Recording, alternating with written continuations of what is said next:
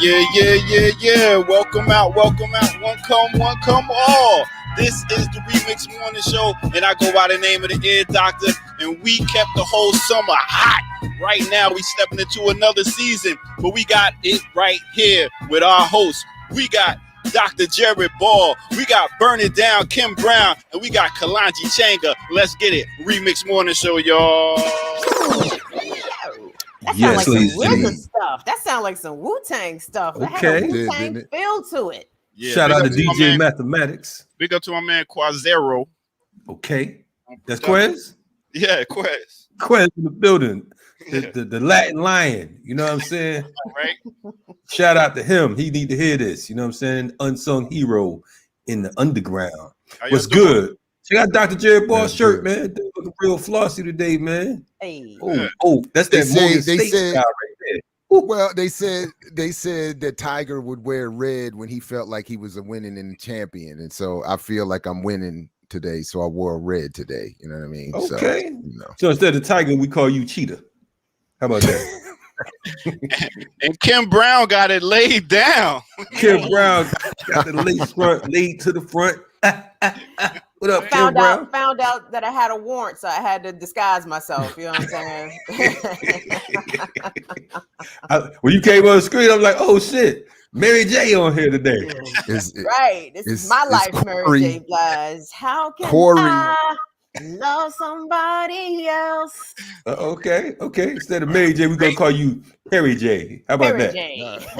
Corey, Kim on the run eating. Hold on, the Ear Doctor left. He said Kim on the run eating. Corey. Okay. Hey, Corey. y'all, we got some new members. What's up, M? What's up, Antoine Irvin, joining the Black Power Media family. Good morning, y'all. Thank y'all so much for welcome. Getting with the good shit over here. You know what I mean? Yes, y'all could have been welcome. Y'all could have been anywhere else in the world, but you chose to come to our universe. You know what I mean? So we definitely appreciate y'all. Thank you. And the projects are coming. In fact, while we're here, before I forget, there were a couple folks that hit me up because I had put out a request on my show for some internship help to try a small build out. And a couple people hit me up. One sister we're definitely moving forward with, but there were 2 or 3 other folks. Please resend your interest if that was you, because for some reason I can't find the emails. See, that's why I need some help. That's what I'm saying. Jay. That's why I need some help. Jay, you sound like Umar Johnson looking for interns. I'm looking for 4 more wives. just 4 with 5 fingers up. 4 more. Oh, Lord. These are not wedding invitations. These are not marriage contracts. These are glad to hear that. Just a little bit of help, because I know on a channel wide, we are definitely looking to build out projects, and that's why people's membership is very important. Because we do need, we got to hire folks. We can't we can't get the work done that we need to have done for free. I mean, it's just not possible. It's not fair to the people doing the work. It's not fair, to anything. So if we have this pool of resources, that's what we want it for. And what I'm just so with my show's help, to Kim's point, I was like, if there are folks interested in working with I Mix What I Like, I need some help. I've never asked for help before, so I figured, like, let's try to work it out. So if you were the 2 or 3 others you haven't heard from me, please resend your interest, and I apologize. This is not an Umar. Hold on. Hey, check out Jared. Tell us something for I Mix What I Like. Oh, so now we doing private shows now. So also, if anybody want help the Riot Star the TV. I'm saying that's what I'm saying. I'm saying we all need like if we can't, because I'm thinking we're not at the point where we haven't gotten the channel wide stuff taken care of, and we don't have the biggest of budgets. Hey, so it's just like, and I need some help. So I was like, let me try this out. So look here, man, I'm getting minimum wage on the RemiX Morning Show. I'm getting the minimum wage from 1986, like when I was happy that it was $3.37. You know what I mean? So that's why I'm at the RemiX Morning Show. I thought I was doing big things back then, making my $3.15 an hour or whatever it was. Boy, I remember it raised up to $3.37. Boy, I thought I was that dude. I was like, yeah, boy, it's gonna be $3.37 an hour. Yeah. But you know what? Speaking of which, I know that we didn't have this on the run sheet, and I don't really have any details for it anyway. But speaking of that, though, did you all see this here? That because this call for the October 15th general strike, one of the things that they have up as a call is a $20 minimum wage. Yep. A national $20 minimum wage. So there was apparently somebody commented on my Instagram saying that they don't know who the organizers are, and there's some contradictions between what was called for last summer or whatever. I don't know the details around that, but I am in general in support of a general strike to address labor inequality in this country, if nothing else. So anyway, $20 minimum wage, which I know is still insufficient. It should be way above that. That is at least only part problem of with that. In this criminal ass society, only problem with there being a $20 minimum wage, that means a loaf of bread to go up to like $18.50. You know what I'm saying? I mean, that's it. Yeah, so we're dealing with a capitalist society. I think that if we're gonna go up for a general strike, and I'm not knocking that. I'm in support of anything that brings us closer to revolution. So let me just say that. And I'm not one of those people like, well, they said this and they said that. None of these systems we talked about has worked right now here in the United States. So let's work towards perfecting and supporting those comrades and allies who are making efforts towards abolishing capitalism. So I just say that as a whole. Hey, and I think, I mean, and to the vibe, I think that I took, at least from what you just said, is that it's not sufficient. And I do think I do support yours and other efforts to raise the bar a little bit. But I have to admit, I was happy to see that. And that, by the way, that was the specific help I was looking for in terms of my show, that I was wanting to get help covering labor issues, because I know that's something that's very interesting. Is of great interest to me, but I've not done enough on. So that was specifically what I was asking for help with. And the sister that has reached out is I think we're headed. That's what she wants to help do. So it would be. Yeah. So anyway, because I want us as a channel, certainly individually, I want to do more with this to cover more of these issues and to maybe do more to, get into the discussion a little bit and push it a little bit.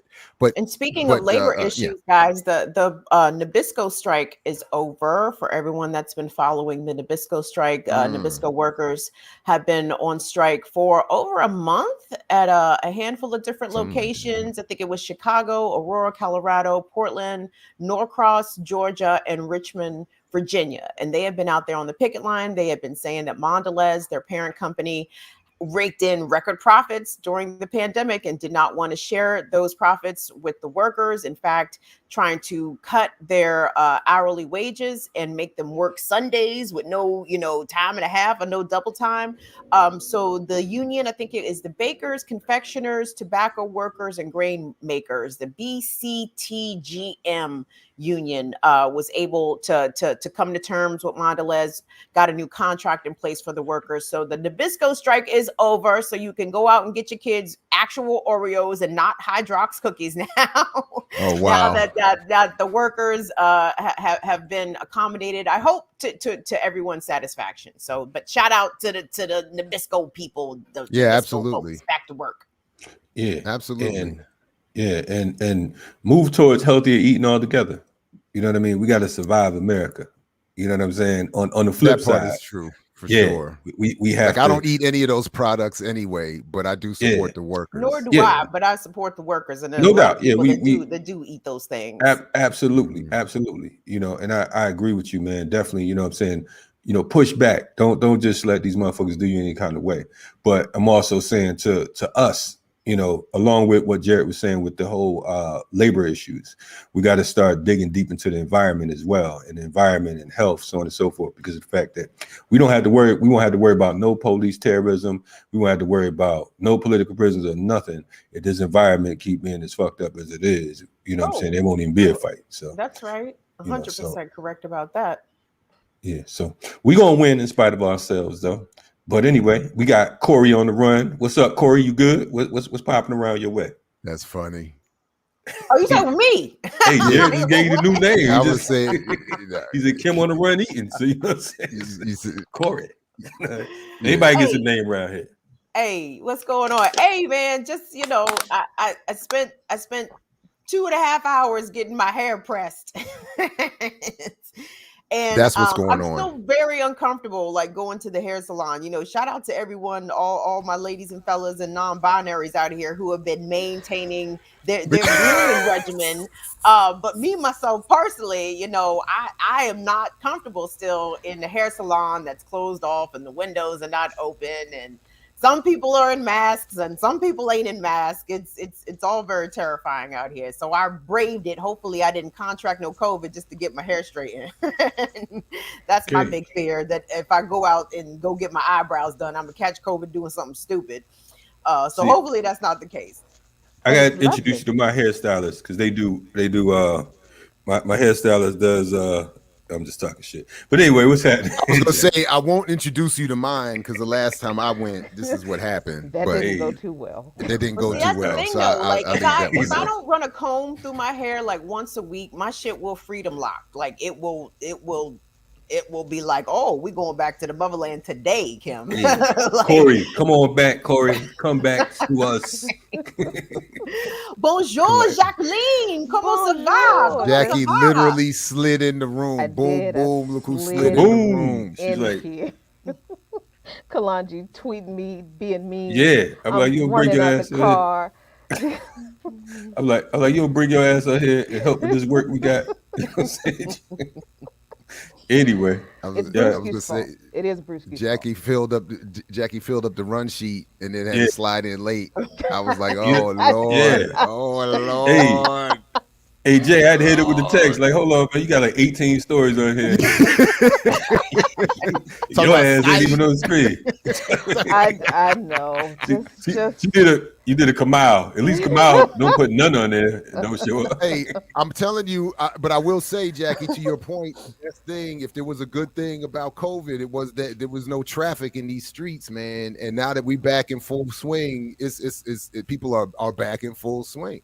It's wild, because I used to be able to leave my house and I only live in Southeast DC, so during the week, on the weekends, it only takes literally like 15, 20 minutes to get from my house to downtown DC. And now it's like it takes 45 minutes, and you never know where a new traffic bottleneck is going to be. And then, Brewski and the dog from 2 doors down, they got to get into a dog beef this morning, where he just has to make his point before he comes in the house. And it's just a mess. Yeah, Brewski. I like Brewski. I ain't never met Brewski, but I already like Brewski. Brewski now with the shits. I bet you Brewski protects his mama out here in them Southeast streets. Brewski just like his daddy. Oh man. Well, yeah, we got little Roberto. He does the same thing, but he's out here. He's a true Howard County suburban dog, boy. He talks a lot of shit. Hold on. What's his name? What's his name? Roberto Duran. Roberto Duran. Shout out to Roberto Duran. I'm about to go get the dog named Sugar Ray. It's a little bitty teeny dog, isn't it? Hey. That's the conflict, because when I was a kid, I was a Sugar Ray fan. Hey. But I married into a Panamanian household, so I'm sort of stuck. Roberto Duran taught me my first Spanish word. No mas. No mas. Sugar Ray putting them things, dropping them Fifth Ward beads on his head. Speaking of Fifth Ward beads, we need to take it to the original Bushwick Bill, straight out of Trenton. You know what I'm saying? None other than DJ Ear Doctor. Hey, you know what? Speaking of Ghetto Boys, the original DJ from Ghetto Boys was from Trenton. Let's just put it down like that. Oh yeah, that was you. You know, you look like you out here than me. You look like you out here with me in these tree-lined streets. Hey man, it's the last day of summer was yesterday, so we in the fall now. Y'all remember going back to school? The first day of school, you had your clothes laid out on the bed. Yeah. Put it on. You put your little jacket on in the morning, get that little breeze coming through. Woo! I'm just that man. That's the style. Okay. So instead of Bushwick Bill, we got to call you Suburban Bill. You know what I'm saying? You out there in them streets, man. I'm feeling you right now, man. You got them leaves, man. Do your thing, brother. All on them trees. Let's take it to the next break.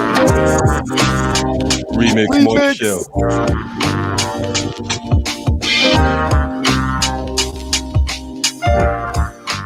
What's good, everybody? Welcome to the Remix Morning Show. I go by the name of the Ear Doctor. Make sure y'all hit that like, subscribe button. Make sure y'all tell a friend to tell a friend. It's on again every Tuesday from 8 a.m. to 10 a.m. from Tuesday to Thursday. And make sure y'all go to patreon.com, go to Black Power Media and drop a dime. You know what I mean? All right. So today what we're going to do is we're going to give you a little, we're going to spotlight an artist. So the artist we are going to spotlight today is going to be no other than a brother that came to Renegade Culture and dropped it. And he's a great poet. He's been on Deaf Poetry Jams and all types of big events. He goes by the name of Abyss. So let's get to it right about here, right about now. If I get right to it. There we go. Bam. Check it out. What up, Doug? This is Abyss. This is Gunpowder. Call and respond. Whoa!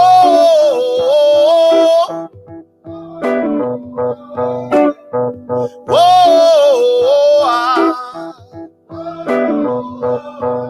Hey! Whoa!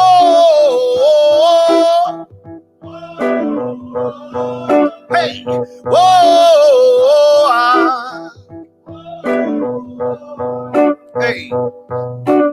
What's that in the air? Gunpowder.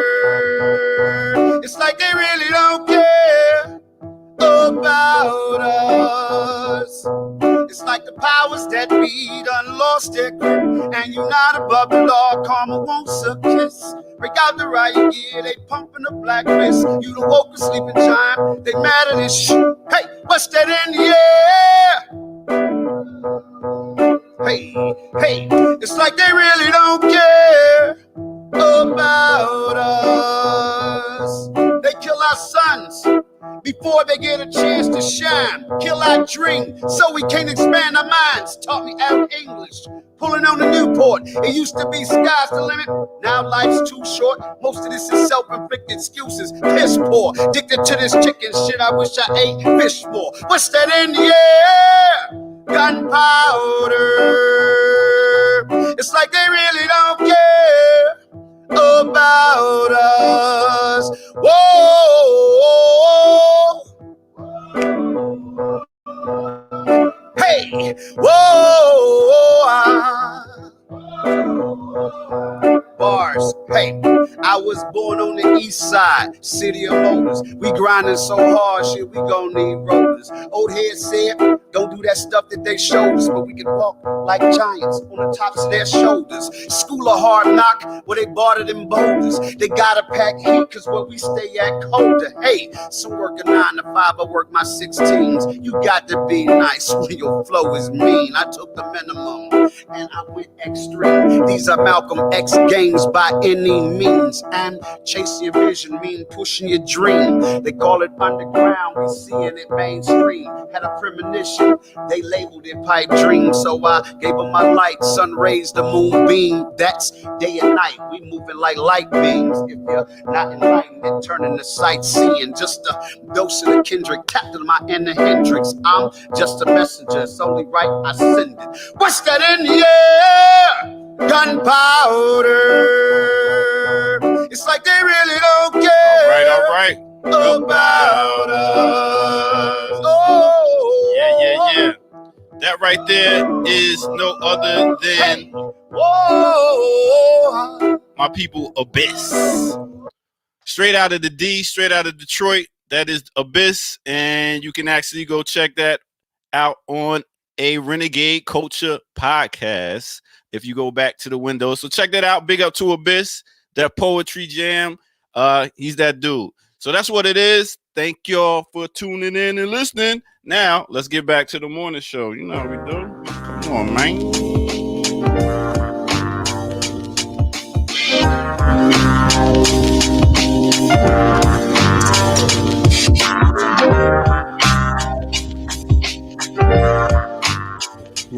Ear Doctor. That was nice.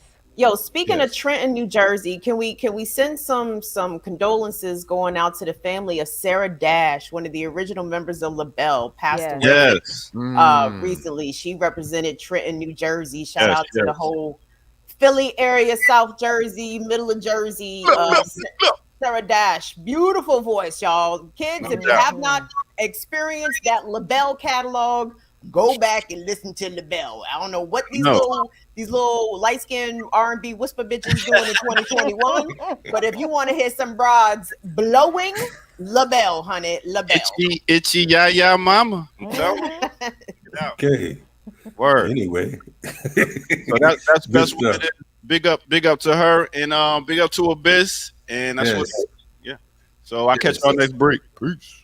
No doubt. Salute to Abyss, man. Yeah, that was dope. He's a real cool artist. As Ear Doctor mentioned, he's been on so many different platforms. But one of the things I love about Abyss is whenever we call him, he's one of the first folks to get down with us with the whole Poets for Political Prisoners piece. You know what I mean? He, and shout out to all the spoken word artists, particularly those in Atlanta, because of the fact that one thing that they've done throughout the years is continued to make sure that they support the movement. So, I see my man XPJ7 in the chat. So, you know what I mean? So definitely salute to y'all. Anyway, with them globe at them. Yes.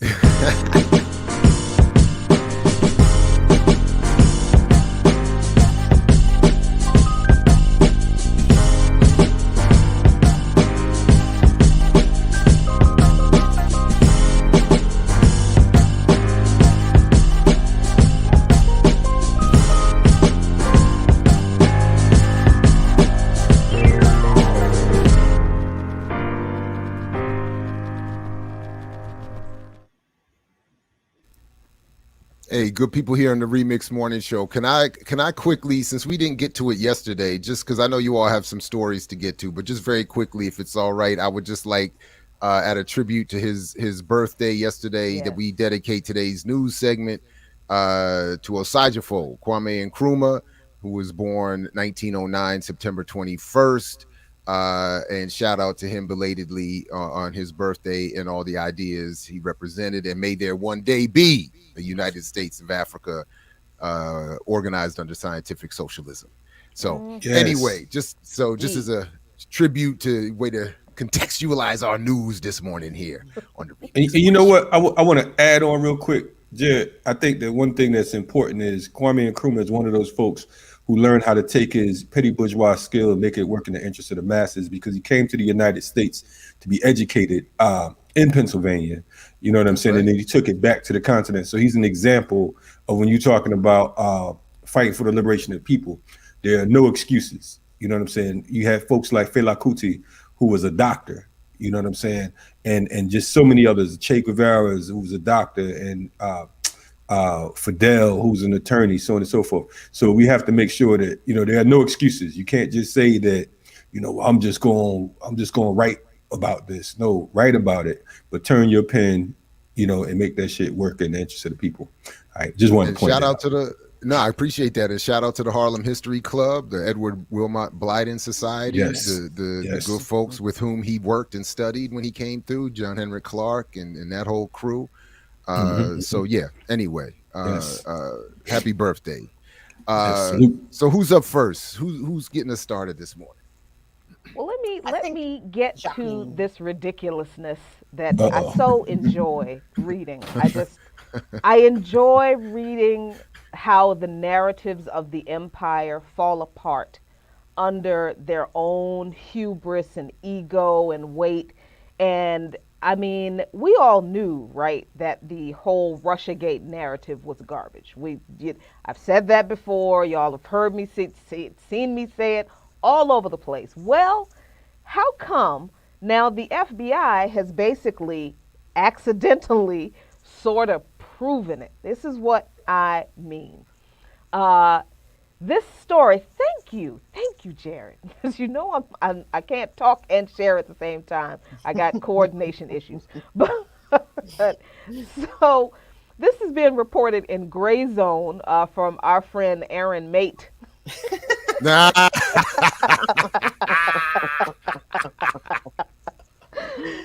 respect to the young god Aaron Mate. Respect to the young god Aaron Mate. But that was funny. She was like, yeah, and Amy Shore didn't correct that joint. Did She was like, I'm not touching that. We don't say his name here. So this is the result of the extended investigation that I think Inspector General was doing after the what's his name, the Mueller investigation was completed. John Durham continued his investigation into some things, and folks were kind of like, well, this is finally going to be like the proof that we need, that he's going to prove that Trump colluded with Russia. Well, according to Special Counsel John Durham, the evidence he uncovered actually shows that the attorney for Hillary Clinton, whose name is Michael Sussman, lied to the FBI about not only working for Hillary Clinton's campaign, but he also lied about the ties to Trump and this Russian organization, or Russia's Alpha Bank, which was like the foundation of this idea that Trump colluded with Russia. In this 27-page indictment, Michael Sussman has been indicted for lying to the FBI, which I don't care what you lie about. You cannot lie to the FBI, and they will not charge you. That's ridiculous, but that's just true. So he's under indictment, and aside from lying to the FBI about his ties with the Clinton campaign, which he said he told them that he was not associated with the Clinton campaign, I don't know how he thought he was going to get away with that one. But so the thing that was uncovered was that he said that he tried to raise alarms about secret communications between the Trump organization and Russia's Alpha Bank. And then he gave FBI attorney Jim Baker documents and data that supposedly showed computer servers associated with Trump and Alpha Bank, and showing that they were in regular contact. However, none of that was actually true.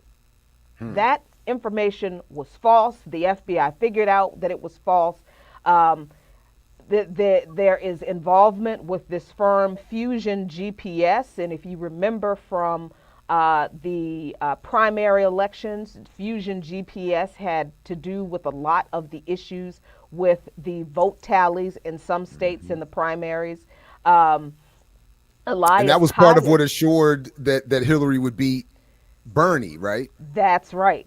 Elias hired Fusion GPS for Clinton to produce the Steele dossier, which was another pack of lies that was created about British former spy Christopher Steele, claiming that he had long-standing ties to this Trump-Russia conspiracy blackmail thing, So Sussman lied about this. He said that, he told the FBI that all of this stuff, I tried to raise the alarm about this plot that Trump was colluding with Russia, but what he didn't tell them was all this stuff that he did on behalf of the Clinton campaign to fabricate this narrative that was not true. So he is charged formally for failing to disclose that he was acting on behalf of Clinton's team, but the indictment makes clear that John Durham, Special Counsel John Durham, has uncovered a wider deception. For weeks prior to his meeting with the FBI, Sussman worked with the unnamed technology executive, who is called Tech Executive 1 in the indictment, who, like the Clinton campaign, was also Sussman's client. He didn't tell the FBI that either. The executive's goal, Durham says, was to create a narrative about Trump's ties to Russia, which would ultimately please certain VIPs. So I encourage you all to read this document, this report in the Gray Zone, and this indictment, this 27-page indictment. Um, I I'm not going to say that I don't like saying I told you so, because I actually do. I enjoy saying I told you so. But I told you so. And of course, you know, mainstream media has a certain response to this narrative, from the New York Times to MSNBC, and it's exactly what you think it is. It's very, oh, John Durham has lost his mind. All of a sudden, he's lost his mind.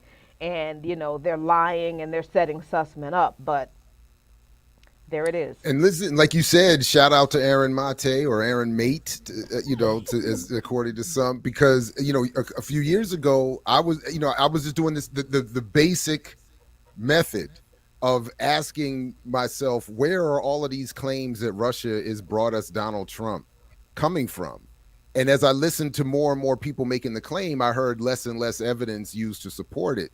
And I remember being, asking folks like, who is exposed to what's really going on. I figured somebody had done it, and I got put on to Aaron's work, and just looking through his work, and then finally really getting into his work, I was like, damn! Not only is there no evidence, it's the opposite. This is a complete fraud. And I had a classic colleague at the time, I called New York Times liberal colleague at the time.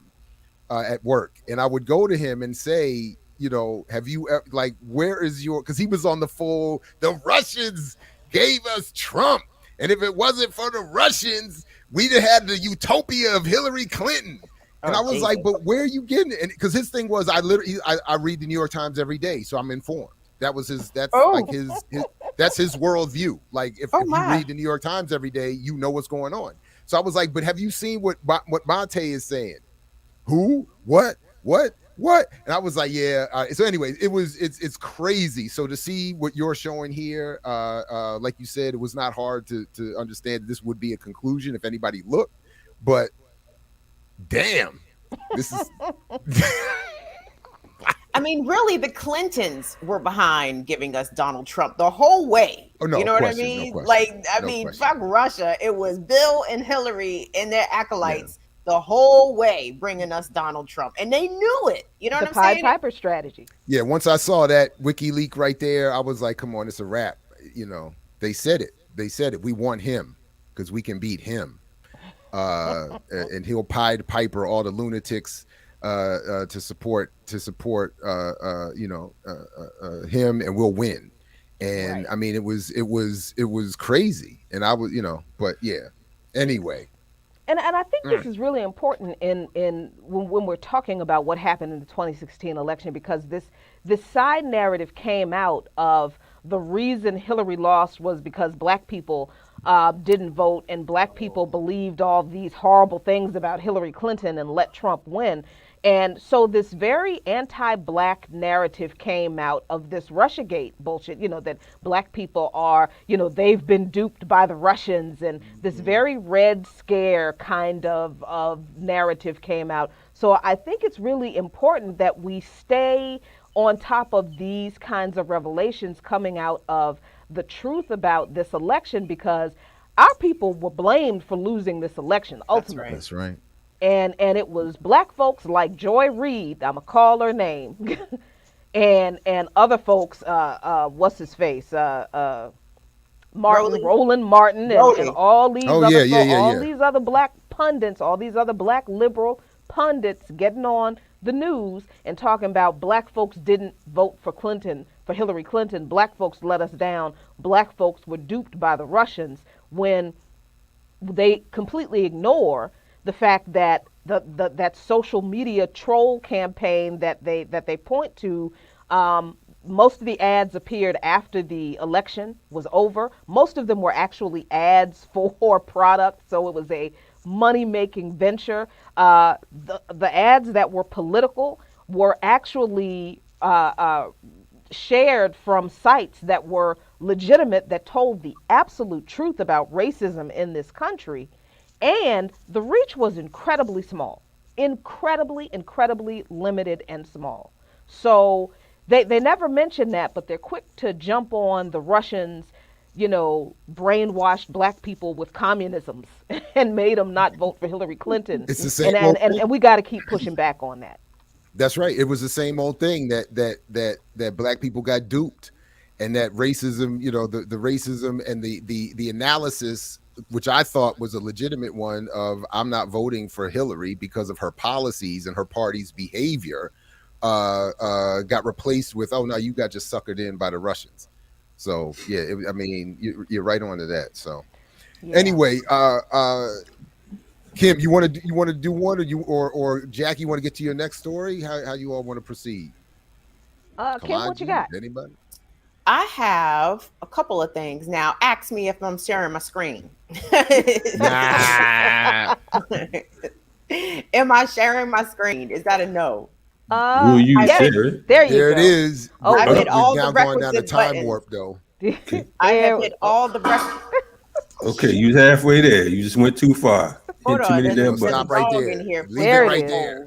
There it Okay. is. All right, let me start this from the very beginning. Okay, make sure everybody can hear the jump. Okay, it's all turned up. Okay, so just a reminder, speaking of, the misinformation and propagandizing people's well-deserved horrible legacies. George W. Bush, y'all remember that song, bitch? George Bush is on the speaker circuit. And thankfully, there's a couple of about it white people out here that is out here to remind George Bush and anyone else who might be trying to cuddle George Bush or just gloss over his war criminal tenure as president of the United States. George Bush was in Los Angeles recently, a couple nights ago, and journalist and activist Mike Preisner showed up to his shit and told George Bush all about himself, and I was very much about it. Y'all take a listen. Mr.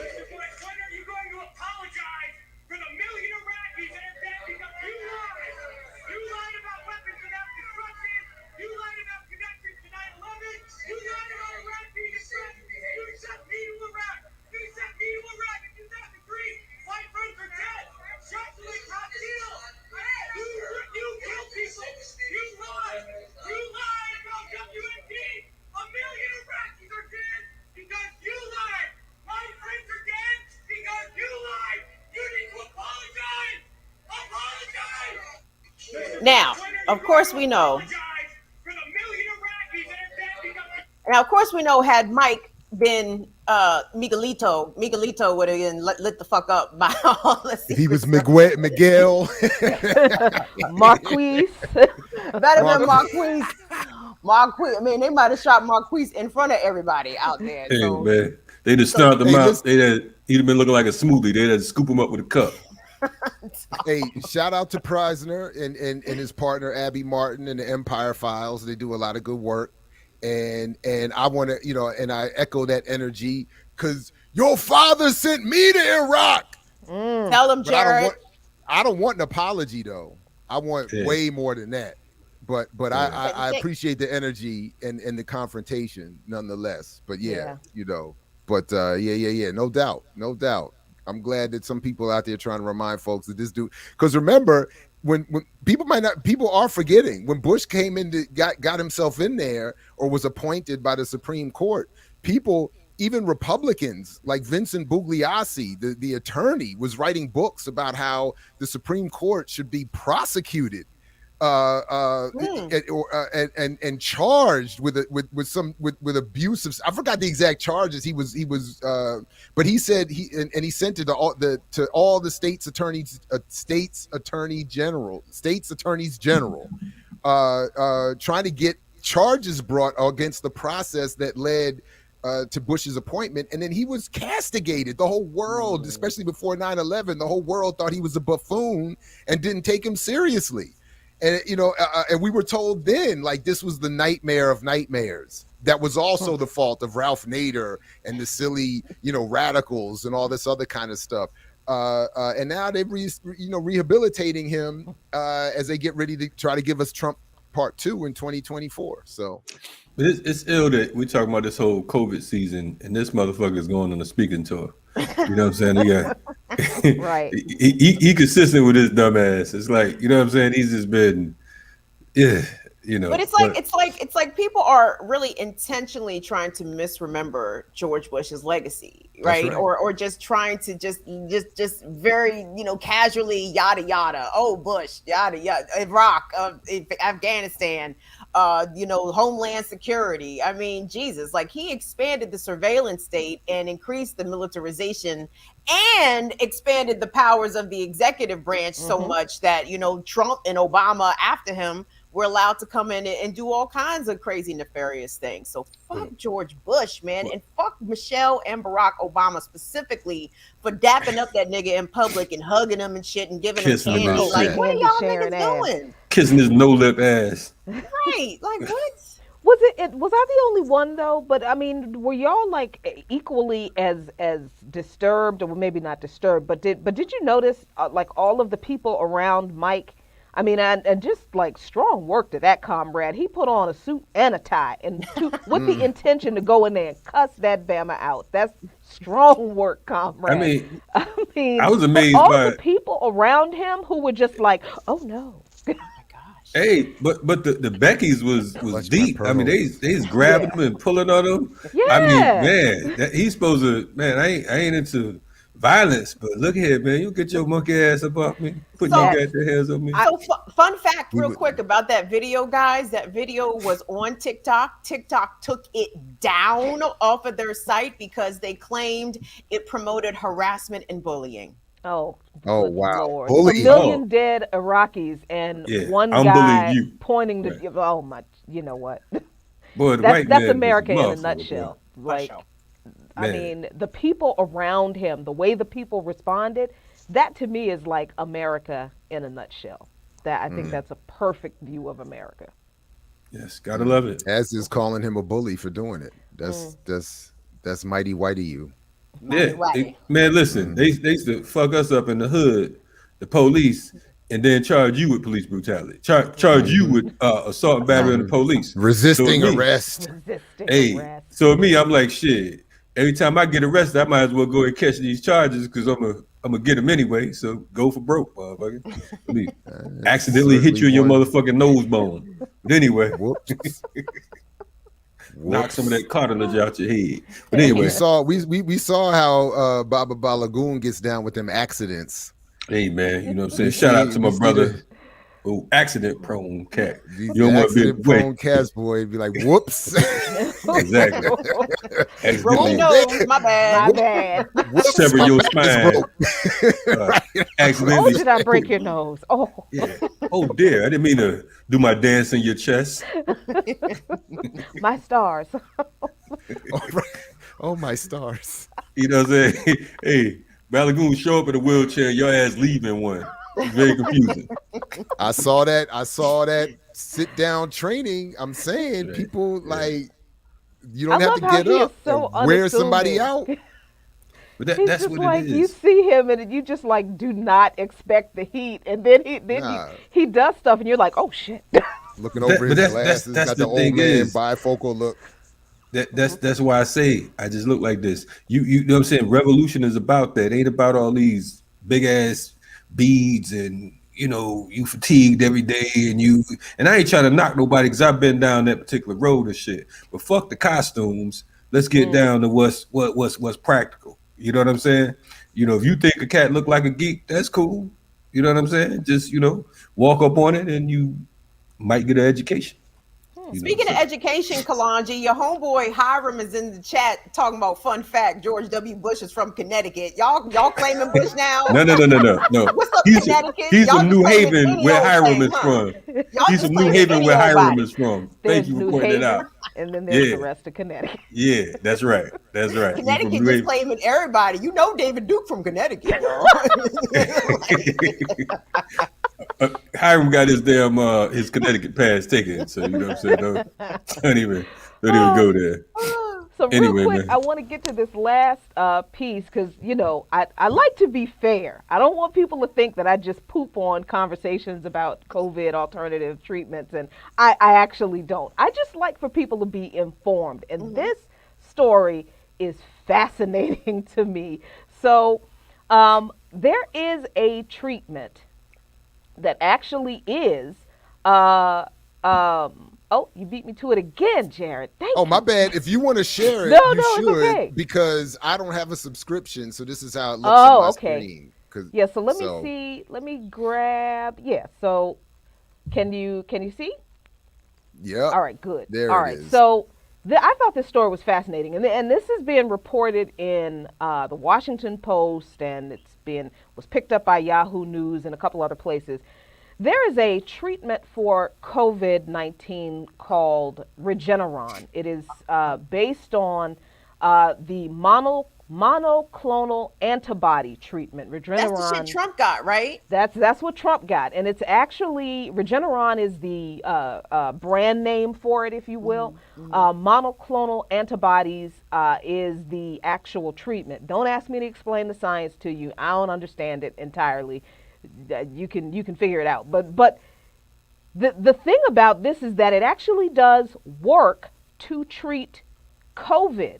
Once you have contracted the virus and the disease starts to develop, you have to administer Regeneron within 10 days of the symptoms appearing, or else it's no longer as effective, right? And it's not effective among people who are already hospitalized with severe COVID symptoms. So just keep in mind that monoclonal antibodies work. Regeneron works to mitigate COVID once you have contracted it, but it has to be administered within a very small window, and it is very labor intensive. It's administered through transfusion. There has to be separate medical facilities set up for it. It takes a lot of time. Transfusion takes about half an hour to an hour. Then there's like an hour of monitoring afterward, and there's all this medical equipment that's needed. Okay, so that is the scientific truth about Regeneron. It's a legitimate treatment. It does work, but only in certain conditions, right? But here's the politics behind this that I think are really fascinating. The government has been distributing Regeneron to states, and states have been able to order Regeneron from the government. The Regeneron costs about $2,100 per dose. The vaccines are about $20 a dose. Jackie, right? Who makes it? Not to cut you off. Who manufactures Regeneron? Do we know? Eli Lilly is one company, and I forget the name of the other one. I think it's in this article. But if it's not in this article, I'll share the Washington Post article that I think it is in. But I know that Eli Lilly is one of the companies that makes Regeneron. So the government knows that Regeneron exists, works, is a treatment. How come they never tell you about it? That's number one. States have been ordering Regeneron from the government, $2,100 a dose now, and requires all of this infrastructure that already doesn't exist in a lot of hospitals, especially hospitals that are rural, right? And don't have a clinic or a full service hospital to provide this, let alone anything else.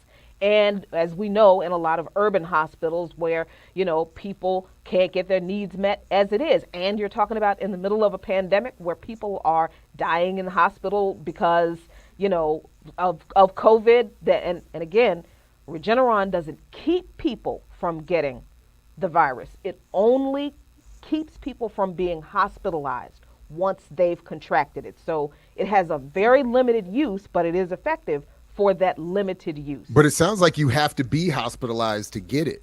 Yeah. You have to have contracted the virus, and within 10 days of symptoms emerging, you have to go to the hospital and ask for Regeneron, where hopefully they'll be able to administer it to you. And it probably won't be at that hospital because they don't have the infrastructure to administer it because they're already overrun with people dying from COVID. You see what I'm saying? I hope I'm explaining. And what level of health insurance do you have to? You did. I'm sorry, but what level of health insurance do you have to have? Also, is this going to be Trump level? That's the thing. That's the other key. Y'all are already there. So even though the government has been paying for these doses, the southern states, the states that have refused to promote masks and vaccines. So the virus has run amok, and the Delta, all these variants have emerged, and people have flooded the hospital because they, have been exposed to this virus, because, for those reasons.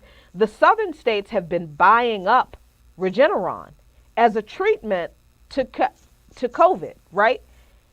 And it makes no sense, because these same governors are not asking for more money from the government to expand their healthcare infrastructure. They're not asking for more money to help people, to expand the way so people can access the treatment. They just want the treatments. So some of the treatments are the actual dose is paid for by the government, but all of the other infrastructure that's required to administer the treatment is most of the time paid for by the patient. So know who ain't getting it. So Jackie, I have a couple questions. I know you're not a doctor, honey, so whatever you can answer. If you can't answer, it's fine. How many doses is required to get a recovery? How many doses of Regeneron? Is it just the one dose, or do you have to get multiple doses? Regeneron apparently comes in a couple of forms. There is the transfusion form, where you get the one transfusion, but then I think there's an injection form where it's like 4 or 6 injections in your stomach. It's like tetanus shots. Oh, it's God. just, yeah. So but the thing is, Regeneron does mitigate the worsening of COVID symptoms to keep people from getting the disease that will ultimately hospitalize you and possibly kill you. But Regeneron does not keep you from contracting the virus again, and it does not keep you from transmitting the virus. So you can get a Regeneron treatment and you won't go to the hospital if you have COVID, because that's the only way you can get a Regeneron treatment if you have COVID-19. So you get that treatment, you don't go to the hospital, you feel better, and you can very well catch COVID again. And the problem is that people are like, well, this works so great that I'll just go get another transfusion. I'll just go get another treatment if I catch COVID again. Right? So it's the morning after pill. You know what I'm saying? It's like, let's abuse this shit. Right. I'm saying that because there are people that abuse certain things or whatever. But because they feel like, okay, I got the money to do this and that's what I'm doing. I'm not suggesting that is a legitimate thing. I'm just saying I know people in different places that have done things like that who abuse certain pieces. So I'm talking about like with these crackers, since they saying, okay, boom, I'll just go get this treatment, or I'll go get this, what do you call it? Regeneron. I'll just go Regeneron my ass on out, and I don't care about COVID because I can go get this shot because I got the money. And I know we got to go kind back. of what I'm thinking. Sorry, like, I'm sorry, Jerry, not to cut you off, but if you get the Regeneron treatment, obviously you've already had COVID, so your body would be producing antibodies anyway. So I would think that your chances of getting reinfected with COVID would be lessened because you've had it, you've been treated for it, and the antibodies are in your system. Maybe I have that all wrong. Well, once that might have been true with the original strain of coronavirus. Mm-hmm. With the variants, that's out the window. And that's part of the problem. But the whole issue with this is that this was something that the government didn't tell people about, and a part of this that people are they should get access to Regeneron. The government should provide access to any treatment that works free of charge to anyone who wants it. I believe that is true. The issue with this is Regeneron is about 1 year old. It was developed almost literally 1 year ago. Mm-hmm. So the very people who are talking about, and by people, I don't mean individual folks, I'm talking about the politicians who have politicized the issue with the vaccines, and the masks, the very politicians who are saying, well, we're not going to take an experimental vaccine, but you're pushing a treatment that is just as new as the vaccines are. And I think that we need to be really careful that when we're talking about different alternative treatments, that we're being honest about all of it and giving all of the information and being real clear that at the end of the day, this is all a capitalist venture. None of these people are doing any of this to help any of us. They are doing it to make money. So no, working class and poor people ain't gonna get access to Regeneron, because the healthcare infrastructure that needs to be expanded to distribute it widely, that's not gonna be invested in. Not for us. And that's the point I'm getting at right now. We're talking about big farm. You know what I'm saying? We're talking about these pharmaceutical companies. This is a pimp whole game. You know what I'm saying? They create all types of issues. And now you have to fuel and fund this shit because of the fact that they use these fear tactics to keep your ass in check. That's what everything from securing your home to your bodies themselves. That's a part of what capitalism does. You know what I'm saying? It's like all of this shit is based on fear. Get this is going to protect you from this. Get Rogaine with minoxidil, but it's going to take your goddamn liver out. Get this, it's going to take your eyesight. It might hit you with this and that. So, that's just the American way. So we got to keep that part in mind as well. You know what I mean? Hey, so I know we got to get to the ear doctor, and so we can bring him up to where it looks like, is he back in the barbershop? Is he doing the word of the day today? Because y'all caught the word of the day he had yesterday. They don't have no hair. Why ain't the barbershop again? They let some dicks. I had to get my beard redone again, man. It ain't the Fat Joe status I wanted it to be. Oh, okay. You don't want the Fat Joe status. That joint, stay away from wherever he's getting his stuff done. Skinny Joel. Hey, yo, I ain't gonna front, man. With all them needles they talking about, take me to the ancestor realm. I can't do all that. You better stop it. Listen, the ancestors done gave us the medicine. Damn it! Now, if niggas choose to be silly and not to take the medicine, then that ain't on the ancestors. I don't know. For me, I don't fear death.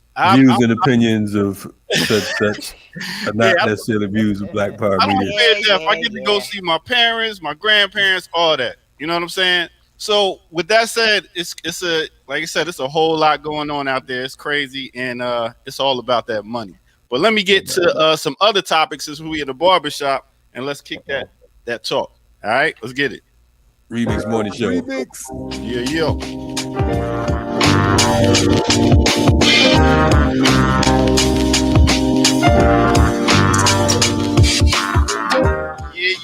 Yeah. Welcome out, y'all. This is the Remix Morning Show, and I am back at the barbershop. My man, I got next. Nah. Anyway, so we're gonna talk about what a lot of people been talking about. We back to this hip hop thing, and there is a big debate stewing right now between two gentlemen that go by the name of Diddy and Jermaine Dupri. And Dr. Dre has been brought in this conversation also. So what's going on is with the verses right now, they're talking about, who could go against who. Dr. Dre and, pretty much Diddy and Jermaine Dupri was going on it live talking about how Diddy was like, yo, you do not want to mess with me when it comes to verses because I got too much. Now, I thought about it and I was like, if this is a production battle, I was like, Jermaine Dupri actually makes beats. He's been doing bass music, he's been doing R&B, he's been doing hip hop, he's been doing pop. I was like, if we talking producer, I had to give it to Jermaine Dupri. Then I thought about Diddy's catalog, and I was like, yo, Diddy at least do got a Grammy. I ain't saying Grammy's the top thing, but Diddy has hip hop locked down when it comes to that. Now, Jermaine Dupri got Criss Cross and what is her name? Da Brat. And not too many others when it comes to hip hop. So Diddy would definitely win in that category. But R&B, your man Jermaine Dupri, he got Mariah Carey, he got Usher, he got an arsenal of different people. Now Dr. Dre, on the other hand, he's done a lot of stuff, especially with NWA, Snoop Dogg, Eminem. He's done some pop stuff. But to me, Dr. Dre does a lot of sampling. I would have to say the most original producer out of Dre, Diddy, and Jermaine Dupri would have to be Jermaine Dupri. That's just my thoughts. Y'all can say what y'all think. That's just my take on the whole debate of who will win in the verses. We will all win because it will be great music as usual. But that's what it is. That's barbershop talk. Let's take it back to the Remix Morning Show, y'all.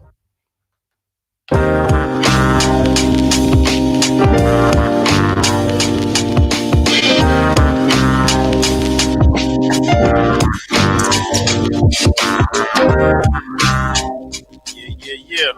I mean, Diddy don't even really need to be considered in any of this, because if you're going to compare Sean Combs to Jermaine Dupri or Andre Young, Dr. Dre, Diddy he is not able to go into a studio and do what Jermaine Dupri does and do what Dr. Dre does. Diddy be pointing at other niggas that's pushing the buttons, be like, yeah, I like that. Yeah, I like that. But he can't actually go in there, push buttons, and create the sound himself. Nah, Joe.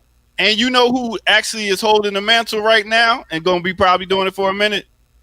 This guy right here. Because this guy right here, all the different hip hop, pop, everything. Stealing everybody's shit. You know what I'm saying? He stole one person's shit. I mean, you can't jack Marvin Gaye shit. But he also jacked Khaleesi's royalties. How about Let's not forget that.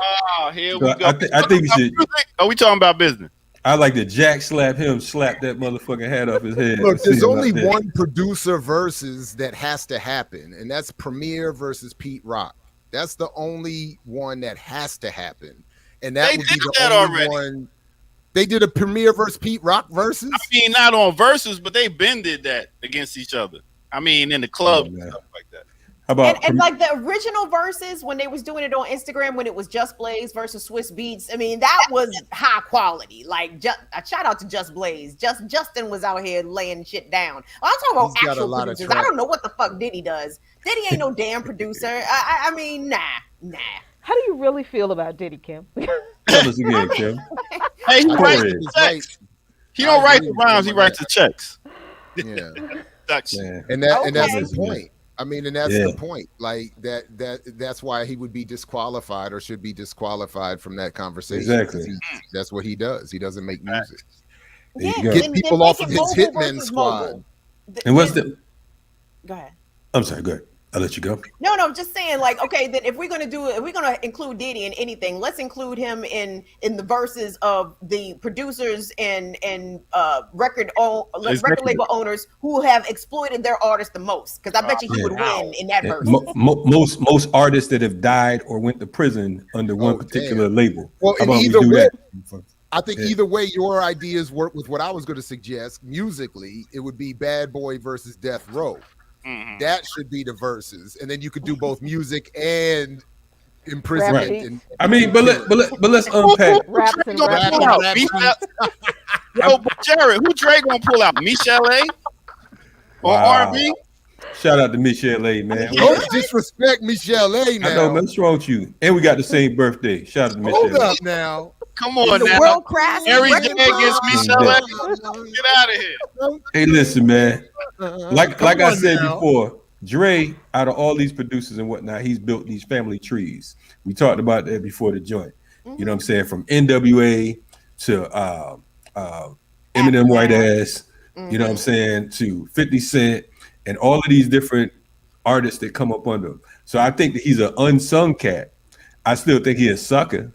You understand what I'm saying? I don't see him supporting our particular mission or whatever. No, Dr. Dre has a history of abusing women, so no, we don't fuck with abusers. Point blank. I was going to say, shout out to D Barnes. Shout out to D Barnes. D Barnes. D Barnes. Hey, and who Me Too'd before Me Too.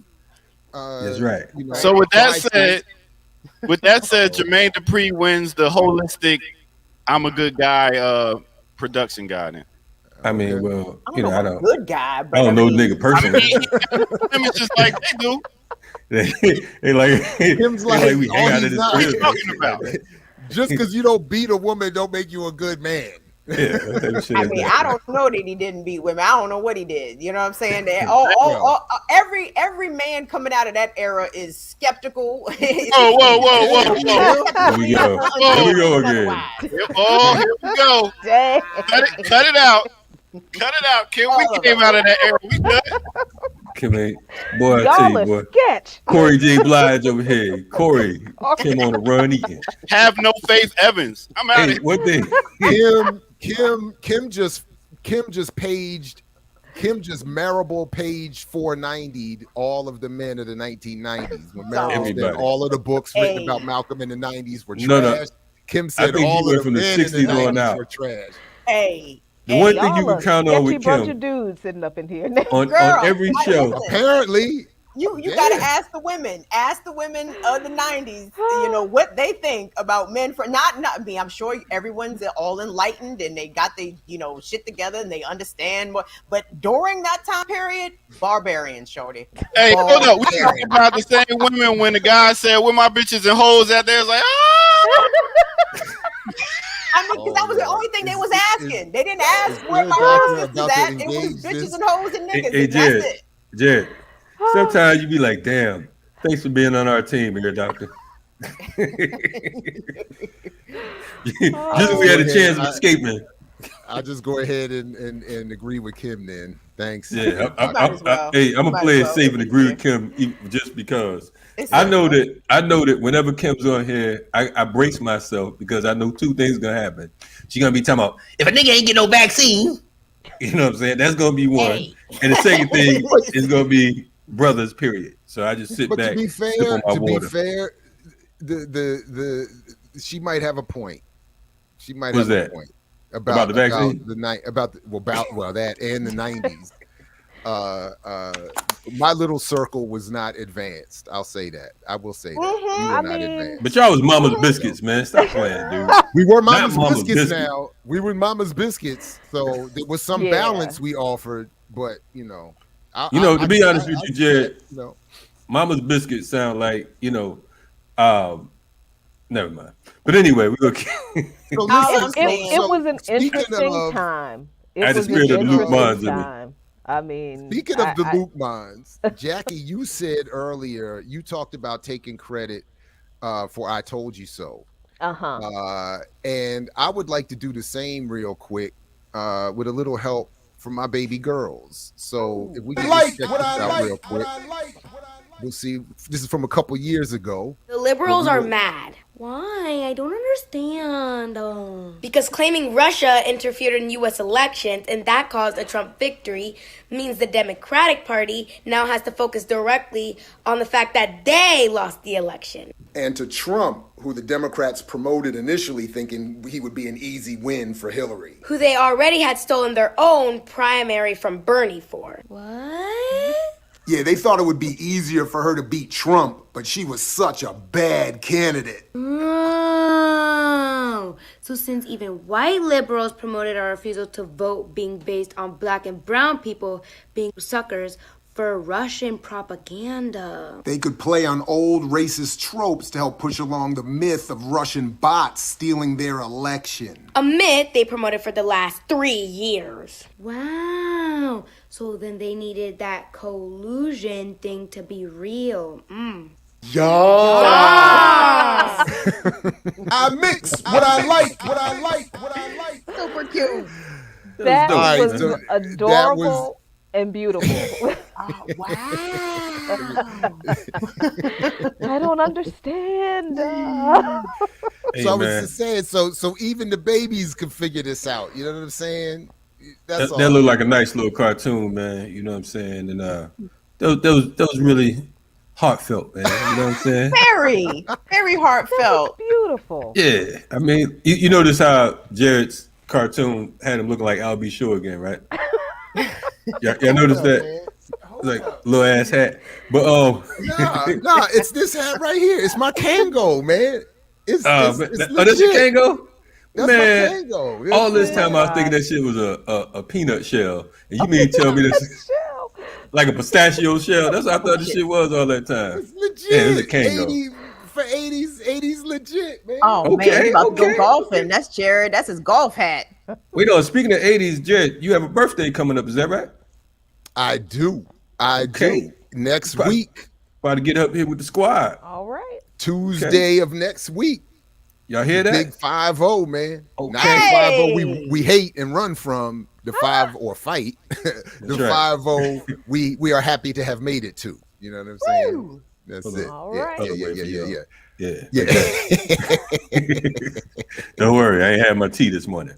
So do you have a case of Uncle Nearest for that, or just a few extra bottles? Just a couple extra. A couple extra. It's going to be we're actually starting Friday because Friday going to the going to see the Vibe Band at their Friday night spot. So Magic City venture out Saturday? there a little bit. You said Magic City Saturday? No, I did not. I did not say that. I said Vibe Band Friday. Oh, okay. Club in DC. I can't remember what's the strip club in DC that's down there off of Bladensburg Road. That's the setup. I do not know, Kim. That's a good answer. I do not know. Jared, good answer, Jared. Nobody answered that question. Hey, Jackie's about to say it. Oh, that's the. I was like, wait, oh shit. Everybody knows that strip club. But I will say there used to be one on Georgia Avenue that I did go into back in the day when I was an undergrad. Office there, only to find that one of my classmates was on stage. And I was definitely more uncomfortable than she was. And that was that. You know, I saw her, we made eye contact and I was like, oh wow. And you know, but she you know, professional as she was, carried on. And I was the one that was all like, oh, what do I look? Look away, you know, get a drink. Anyway. I think we may have to go look for those tapes at that strip club to see exactly how Jared. As I said to Kim's point, you know, some of us had to struggle through the 90s a little bit. You know what I mean? No doubt. Well, shout out to admit that, gentlemen. You know what I'm saying? Now, when I go in, especially on Generation X-Men, again, because I too am of the same generation. I dated y'all. I slept with y'all. Like I know what the fuck Generation X-Men is about, and I'm trying to tell y'all may have been evolved as the 21st century came along, but in the 90s, barbarians. Like, I'm not even saying that to be like facetious and none of that. Like, I mean, I remember days going out to the club and a dude will touch you, grab you, grope you. And like, if you put your hands on him to push him or slap you, like you would have to worry about that man actually fucking punching you in the face in public. You know what I'm saying? And I know all of us sitting here have witnessed that. You know what I'm saying? At one point during our youth or another. You know what I'm saying? And it's cool that, you know, everybody grows and learns. And once you know better, you do better. But let's just call a thing what it was. In the 90s, a lot of shit was allowed to fly. Physical violence against women, sexual violence against women. And this shit was looked as standard operating procedure. So I just want to be clear, because I made a self-reference and a comment about myself. I was and my crew were at least several levels above that. I was not at that level of barbarity ever. But fact, the other part of the barbarism, Jared, is that a lot of guys would stand there and watch. That's the other part of the barbarism. You may not have been the one actually committing the barbarism, but a lot of dudes would turn their backs and not intercede, and then that was just that girl's problem. You feel me? Yeah. Again, me and my crew were a couple levels above, because there were actually a number of occasions where, at quite a risk to our own well-being, we did intervene in situations like that. So, I want to be clear that I don't want to discourage the critique of men. But there were at least pockets of us that, as unevolved as I know I was, were still many levels above that. I got into 3 to this day, but never supporting anything like that. 3 fights in my life was because of that. You know what I'm saying? Good. So I would always step in. Can I say this real quick? And I got flipped on at least twice by the motherfucker I was defending. So yeah, a friend of mine, a woman that I went to high school with, obviously years ago, contacted me some years ago via Facebook, I think, and was asking me about her own. She was going through her own memory of an event of a degree of male violence. I don't recall what level that she had suffered, that I had apparently been present for. And she asked me if I remembered what happened, and I said, honestly, I don't remember even that event at all.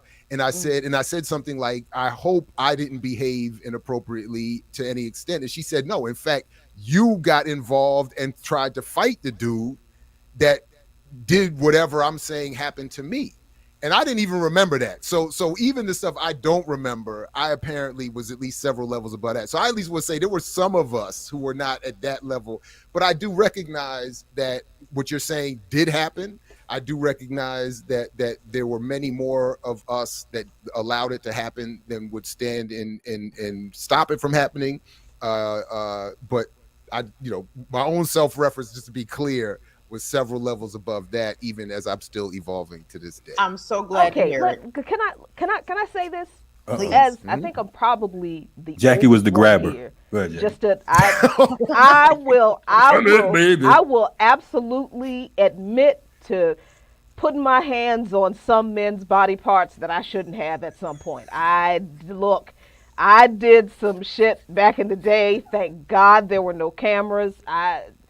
Listen, I'm not even gonna sit Women were barbaric in the 90s. I'm not even gonna sit here in front like I was not like, that out of control, sometimes inebriated chick in the club that just, so I think that because all of us are like hip hop heads, we're all very much into the music and our culture. And I think that part of when we have these conversations, we always, I think, what's the word I'm looking for? We always disassociate the change in our music from the behavior that we saw in the streets that we didn't like, no matter who perpetrated it, right? Because I'm from old school hip hop. I love old school hip hop, and that's why I still listen to it. But I'm also a closet metalhead, so go figure. But so I'm from the Public Enemy and the KRS-One and the Queen Latifah and Who You Calling a Bitch and UNITY and that kind of thing. And I'm from that generation, and I saw the way we interacted with each other change when our music changed. Now, I'm not saying that we were all just indoctrinated by the music and we couldn't, but that we understand that entertainment does play a role in our perception of ourselves and how we treat each other. And honestly, music and entertainment is the easiest way to indoctrinate people. We know that. So when we see our music change and our the movies change from self-affirming, life-affirming, culture-affirming, very Africa-focused content to bitch, nigga, hoe, bust a cap in you, slinging on the corner, beyond talking about the realities of the material conditions we live in, to where that type of shit is being celebrated in our music. I'm not going to sit here and say that, all of these rap artists who perpetuated this are terrible and they're enemies, because we understand that they were victimized by a capitalist music industry that told them they couldn't make money unless they produced this kind of content. But we do have to be clear that we were fed a particular narrative about ourselves and about black men were fed a narrative about black women. Black women were fed a narrative about black men. I swear to God, I hate Destiny's Child.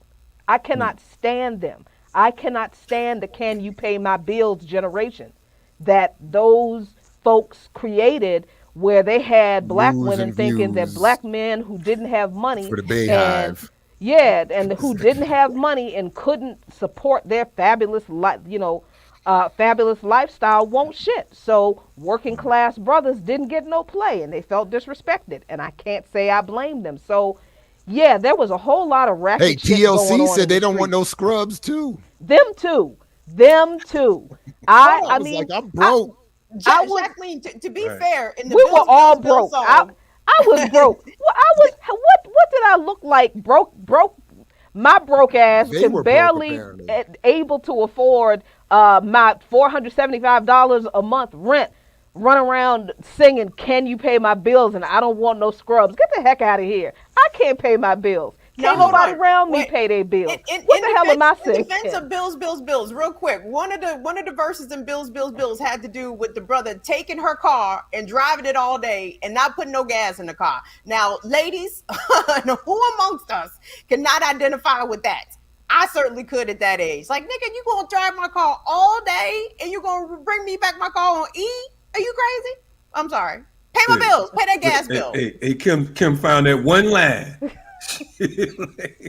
I just think that we were all, as a people, really immature at some point, and not because we were shitty people, but because we lived and we matured in a capitalist society that convinced us that this is the way we should treat each other, that this is the way we're supposed to act.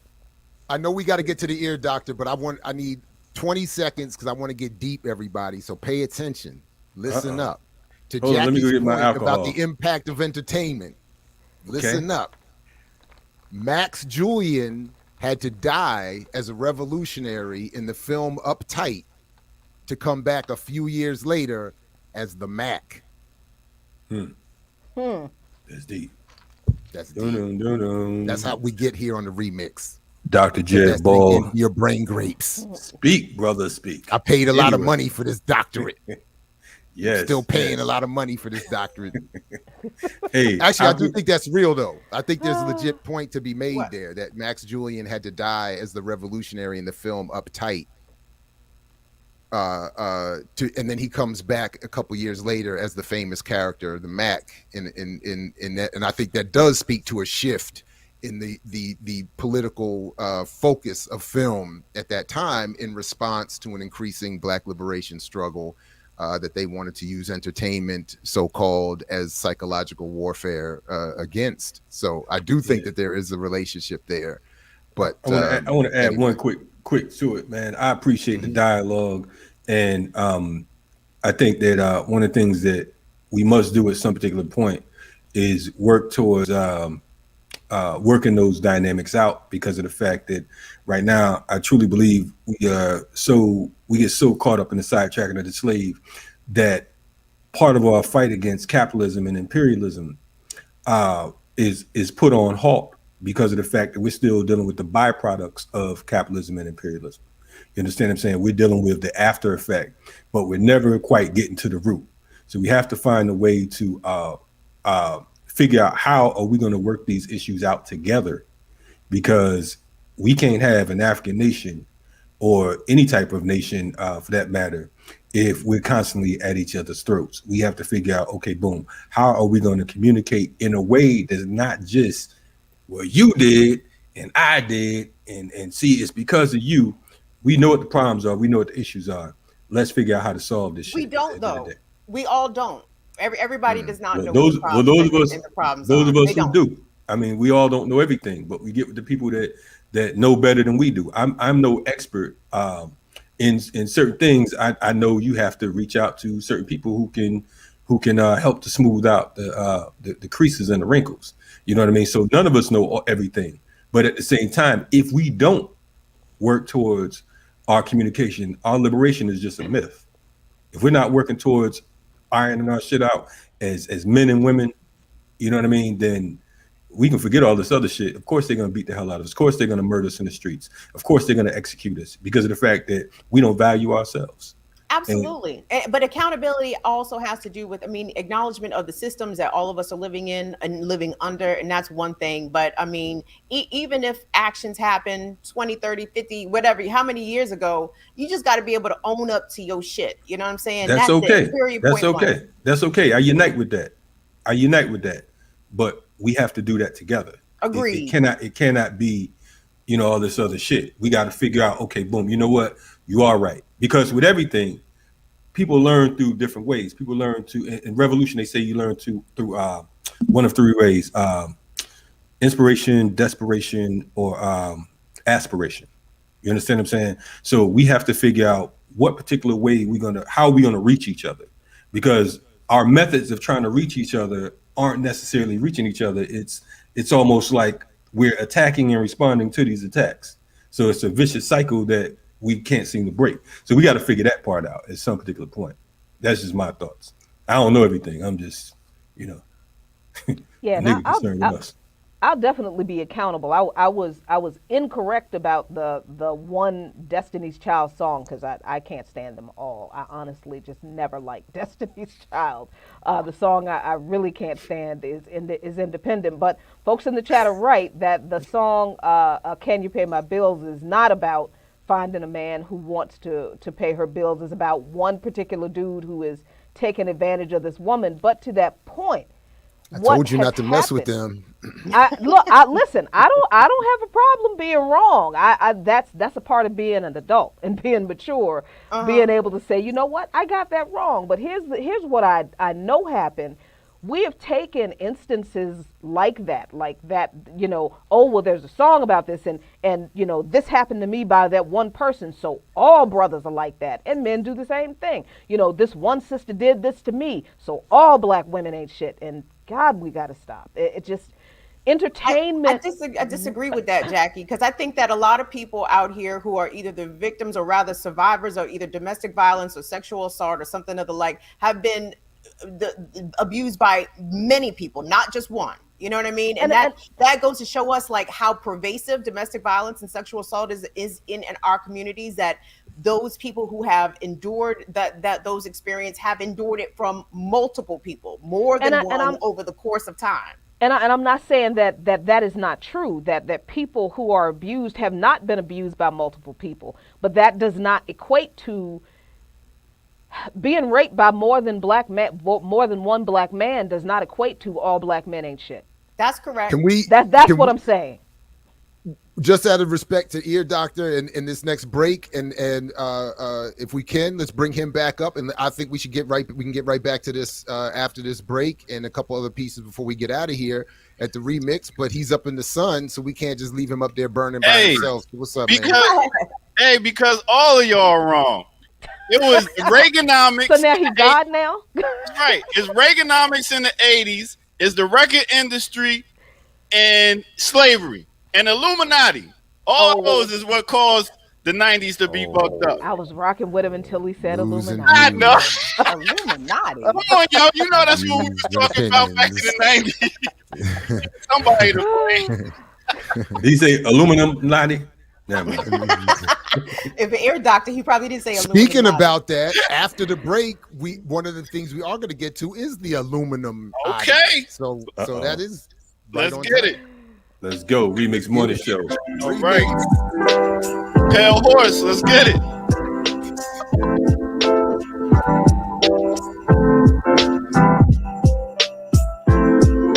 Hello, everybody. How are you doing today? Welcome out once again. This is the Remix Morning Show, and I came to take another quick break so they can go to the bathroom, do whatever they got to do real quick. So anyway, I'm glad y'all tuned in. Make sure y'all hit that like and subscribe button. We got another artist that came through and did their thing, so I want to go ahead and show some love for them. One artist that came on the Renegade Culture podcast, and she goes by the name of Boog Brown. So let's go ahead and give her a little bit of shine. Straight out of Detroit too. A lot of these MCs coming out of Detroit for the day. So big up to the D. You know what I'm saying? Let's get to it right about here or right about now. Let me go ahead and pull this up like this. Let's go. Yeah. 1 2 1 2. Hey, 1 2 1 2. Hey, yo, don't make dollars and it don't make sense. A craftsman and I have been since back then. I was never asking if I could have this, cause it's obvious what the answer is. I spark a doobie, keep a candle lit. I'm multiplying each time that I put my hands in. It's fantastic, broadcasting from where I'm standing. This peace of mind came for dollars and dimes and time vested, busy working in the wrong direction. I didn't have the lexicon to speak on, just bittersweet poems. I let the ink pour, stuck like, fuck it, how could I be more? Like a free fall, tuck and roll, I had to reform, scarf a ball, each time hitting me hard and harder still. Stop picking the scab, gave it time to heal. That walk different when the tar grill. When the sign sealed, I'm in the fire with the sharp steel. Still, hey, 1 2. Ask me how I'm living, I'ma say I'm splendid. Stepping out the way, I see it ain't no limit. Hey, yo, it ain't no limit. Right? My focus was off. The undercurrent shook me out of resolve and held me hostage, had me locked up in thoughts, out of sorts. Outside looking in for the swords, reach for the door, scrambling. Lifeline, I had to handle it. A fair share of scandals. Out here in the shadows, it's a cold world bundle. Life here for your old girl humble. How you pivot off a stumble, let me know if I could trust you. Ain't so much of what you do, but how you move, true. Ain't no wonder over under gonna shine through. Maybe take the time to really define you. True. Ask me how I'm living, I'ma say I'm swimming. Stepping out the way I see it, ain't no limit. Yo, it ain't no limit. Shout out to Slop from the Dust. Yeah. So that's what it is. That was no other than Boog Brown and straight from the D. So you can catch that on another Renegade Culture flashback and go and check that out. So let's take it back over to the crew and talk that talk. You know how we do. Yo.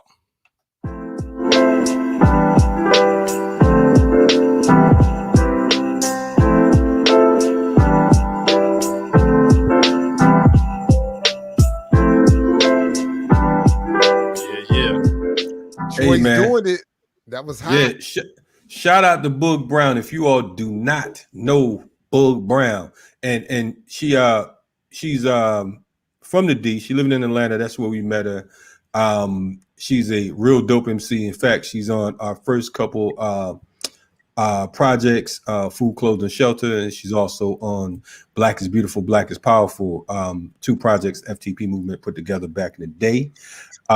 If you don't know her, please go to YouTube. She's one of the dopest, not female MCs, but one of the dopest MCs out.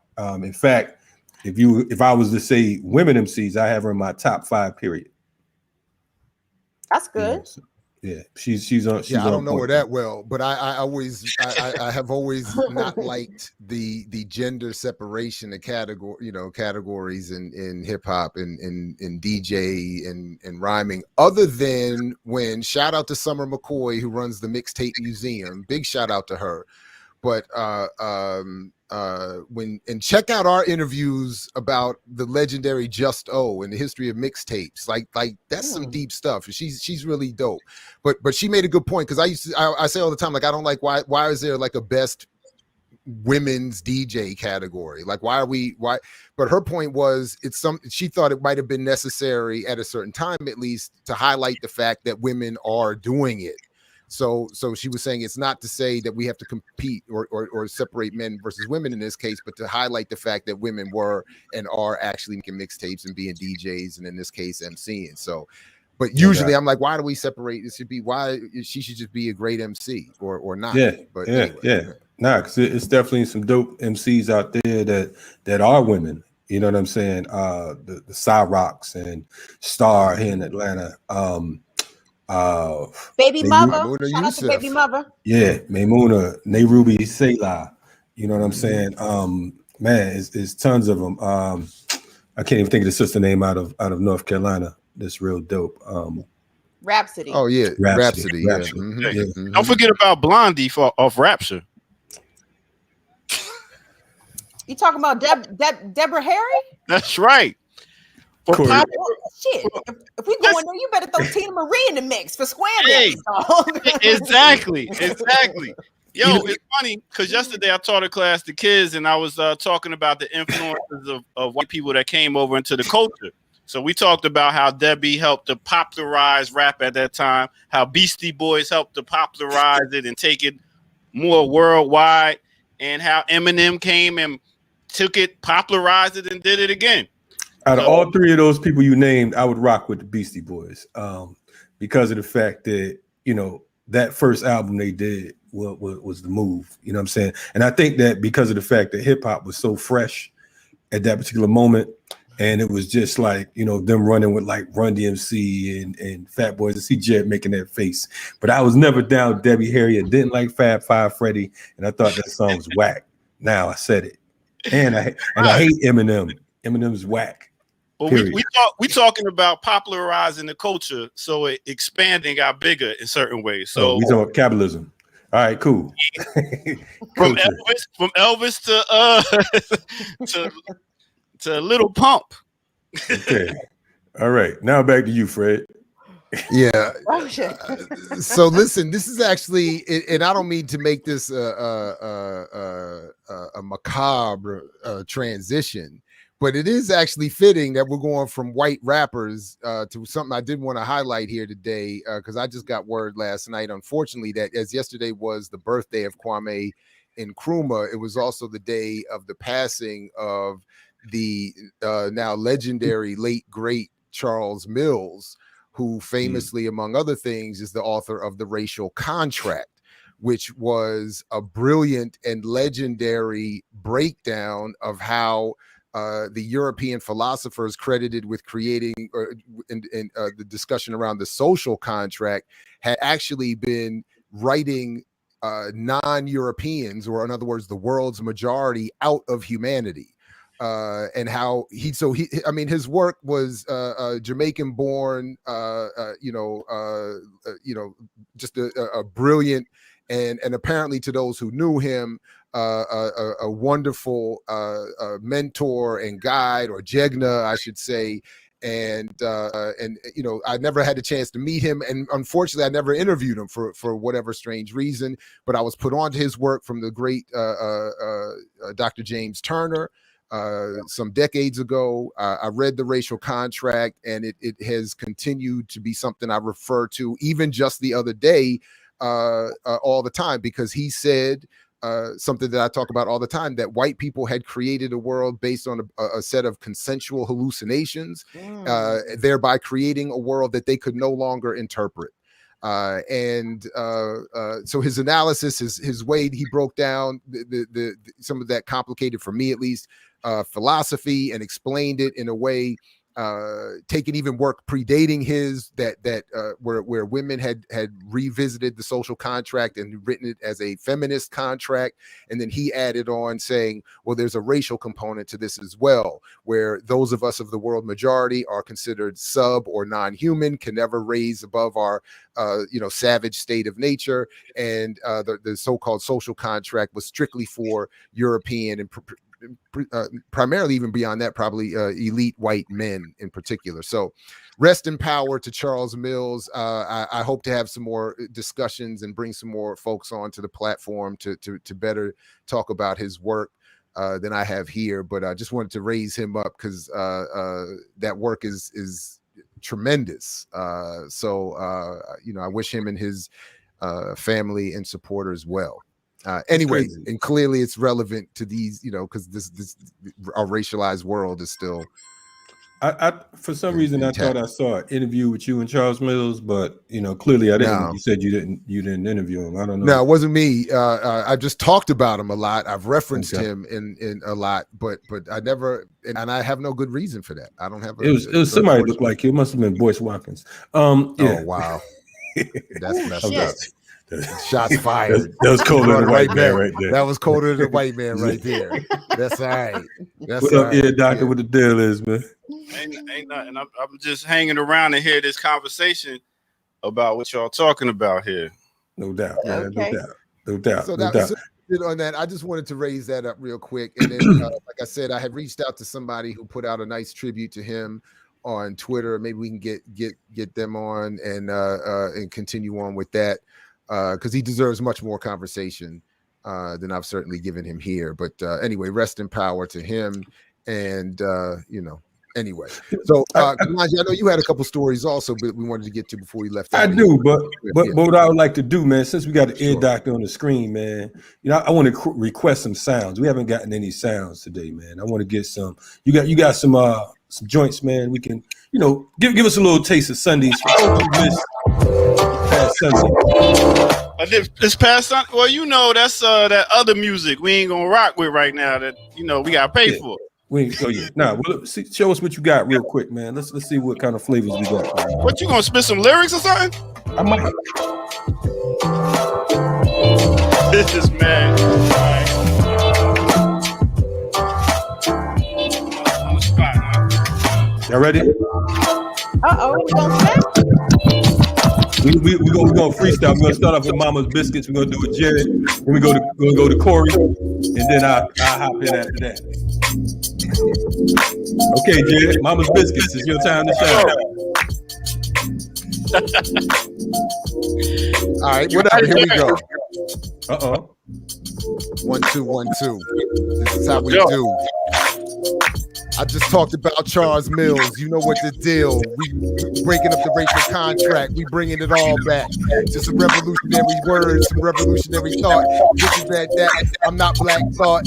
I'm a little bit brighter, a little bit lighter, but I come with the same spit fire. So ready to go. Speaking of fire, burn it down. Come on in and get down, Kim Brown. Yeah. Mama's biscuits, they not Triscuits, they all cook up like grits bits. Hey, pen in the MZ, DC, VA friendly. Here we go, ear doctor on the ones and twos. How long he ready to do? Sir, he ready to give work on these balls. MCR stars, EPM, Black Power Media. We putting y'all in the free dia, and I can't rhyme, but I don't care. Shout out to all the people in the chat that's out here. I'm about to kick it up to Connecticut, Kalonji Chonga. Let it where you know it It's the Remix Show. K Jama is a pro. You should holler like you know. Matter of fact, this my show. I had to make it rhyme. Watch the numbers climb. Preferences are 9. Don't put you in the spine. Mine. Don't eat swine. I gotta keep going for my mind. I never waste time. I feel like I'm exquisite. Who is it? A blizzard. Grand wizard. I'm it. I might have to stop. I'm old school like breaking and pop. Anyway, I'm done. I love music, art, culture, the strategy of a soldier. Guapole singing closer. The movie Sankofa. Older guards teaching me. Run DMC and me. Chuck D, PRT, KRS, Cool G. Come on, man. This is what we do on Black Power Media. We have a good time. We rock out for you and y'all. That's what it is, man. Kalonji got me up here rhyming. Hey, we just having fun, man.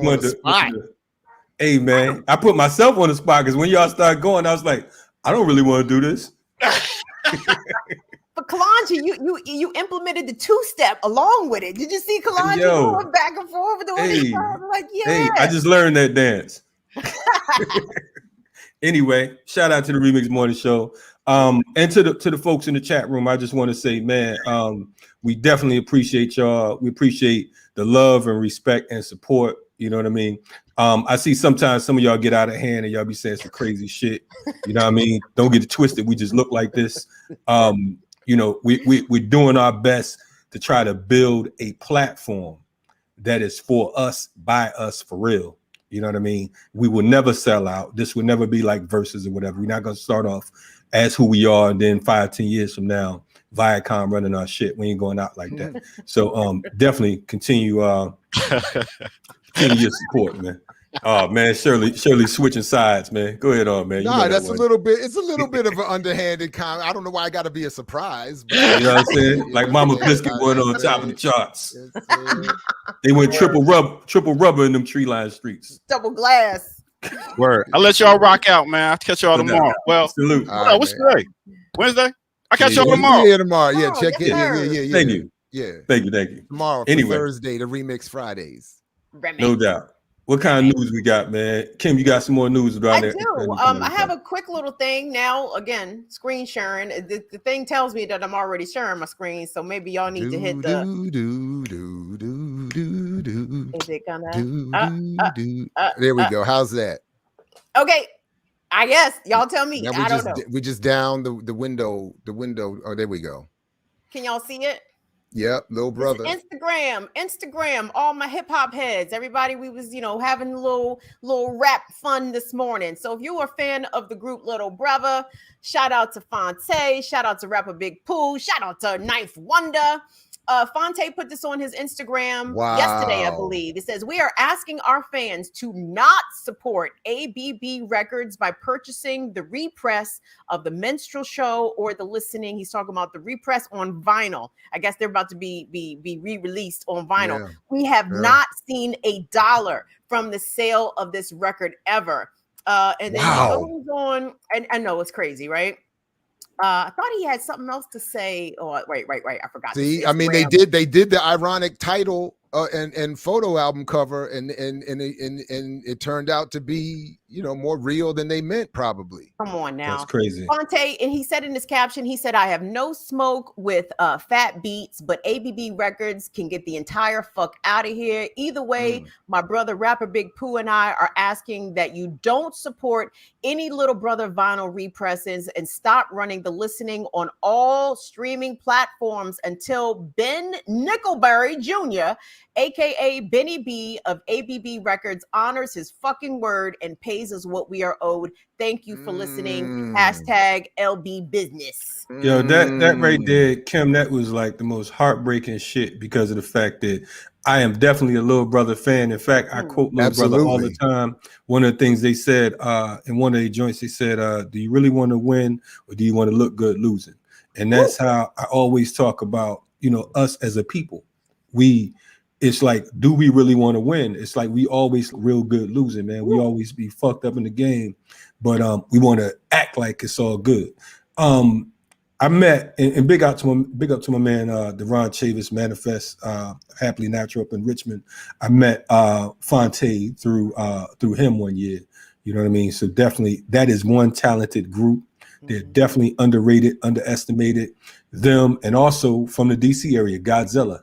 You know what I'm saying? These are two groups that folks just haven't grasped. I interviewed Godzilla a few years ago on Contraband Classified, but you know, that's my crew, and one of their members was actually a student of mine at Morgan State. I'm a big fan of Godzilla. We need to get him on the show, man. Yeah, man. I've lost track of them, but shout out to them. Absolutely, I'm a big fan from back in the day. Yeah, I want to try to get Little Brother on too. And what was their other group? Foreign Exchange. Yes, Foreign Exchange. Yeah. It's so many, and that, you know what? I think that should be a challenge for us at BPM as well, to definitely push the strong independents or the independents who are not as strong. You know what I mean? Opposed to some of these mainstream rappers and just artists, period, because there's so many dope artists, and that's what we were attempting to do with Renegade Culture. As you can see, a lot of the stuff that Ear Doctor's playing right now, we were definitely looking at just pushing these artists that are dope, that don't have that backing. But that just fucked me up saying that they didn't get $1 off that joint, because that's crazy. I myself bought a couple copies.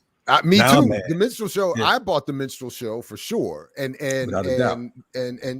shout out to the production by Ninth Wonder. That was 5-star right there, man. You know what I'm saying? Yeah, I mean that's a classic album. So the idea that they didn't get any money off that's insane. Worse than I would have even thought, man. Yeah, it's insane. And how long? I mean, gosh, y'all, Black artists have been dealing with this for how long? For how long? You know what I'm saying? Like you said, the name, the Minstrel Show, man. It's like that was prophetic. You know what I'm saying? It's like, it's crazy. It's crazy. And then they're going to reissue some shit and still not pay them. That's crazy. Yeah, a lot of guys. That's what De La just was getting over and apparently just got themselves taken after how many years? I mean, a long time. Basically, De La has missed the whole digital, emergence because of their struggles with Tommy Boy and them. So like, that is just, yeah, man. I hope whatever's going on today, I'm not up on the latest with artists and their contracts, but I hope there's been I hope somebody's checking something. But yeah, anyway. Kim, did you have another story? Kalanji, did you want to get to one or two before? Yeah, go ahead, Kim. Okay, let Kim hop on that. Okay. Yeah. Am I still sharing my screen? I got you now. You are. Okay. There it is. You got to help Auntie out. Help me out. Okay.